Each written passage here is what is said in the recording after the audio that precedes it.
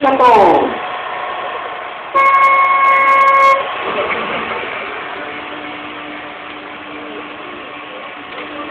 本当に皆さんのアーティスト1番、ポルポットの川野選手、さらに3番、そして、2番、さらに4番、5番、この辺は上位変わらずか。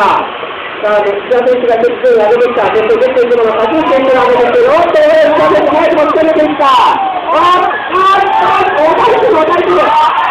れは若干、無理だったが1番抑えきれないか。3番、2番、4番、1番、5番、6番、そして、10番という年代、30秒過ぎたところ、難しいありますよね。それでは、決勝 B 面を読み出されていますが、B の1番、本間選手、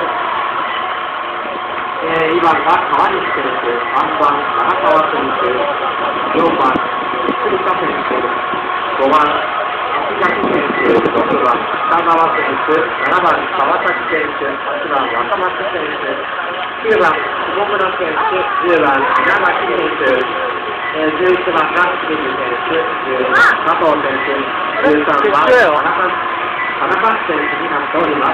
そうか。最後の1.5秒というところ。